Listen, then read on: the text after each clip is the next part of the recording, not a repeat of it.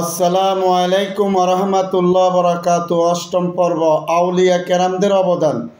প্রিয় দেশবাসী, আজকে এমন একজন আল্লাহর প্রিয় বান্দার সামান্য কিছু জীবন বৃত্তান্ত নিয়ে আলোচনা করব, যিনি হজরত শাহ আলী বাগদাদি রহমতুল্লাহ আলাই নামে পরিচিত।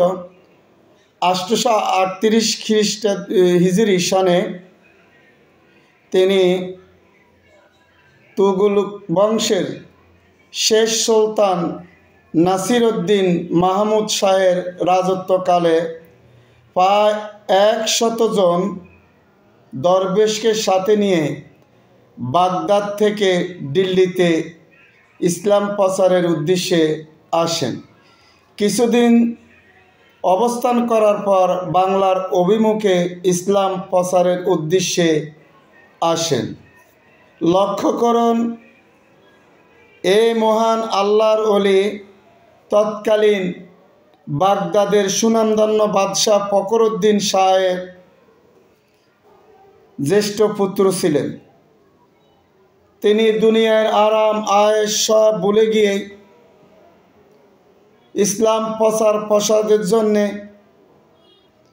সাথে নিয়ে আসলেন বিশ্বনবী রাহমাতুল্লিল আলামিনের অমূল্য সম্পদ। সাথে নিয়ে আসলেন হুজুর সাল্লাল্লাহু আলাইহি সাল্লামের কেশ মোবারক এবং সৈয়দ বরফির আব্দুল কাদের জিলানী রাহমাতুল্লাহ আলাইহির জুব্বা মোবারক। তৎকালীন দিল্লির সম্রাট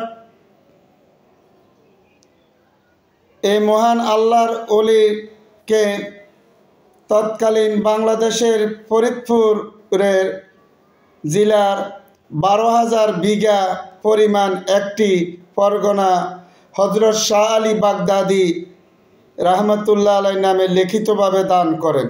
কিন্তু তাও আল্লাহর ওলি উনার সাথীদেরকে ওইখানে রেখে ইসলাম প্রচার প্রসার করার উদ্দেশ্যে চলে আসছে ঢাকা জেলা। ঢাকা জেলাও দীর্ঘদিন ইসলাম প্রচার প্রসার করেন এবং তৎকালীন ঢাকা জেলার একজন জমিদারের মেয়ে বিবাহ করে ওইখানে ওনার 3 সন্তান হয়।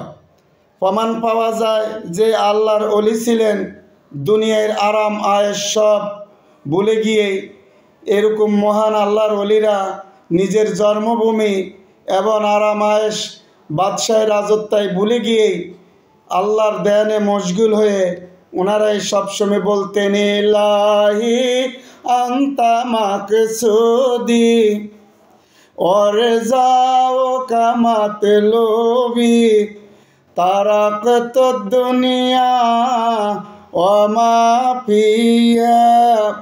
এই মহান আল্লাহর ওলি প্রায় 100 বছর জীবিত ছিলেন। 923 হিজরি মোতাবেক ঢাকা মিরপুর শাহ আলী বাগদাদি জামে মসজিদে তিনি ইন্তেকাল করেন। ওইখানে মসজিদ সংলগ্নে ওনাকে দাফন করা হয়।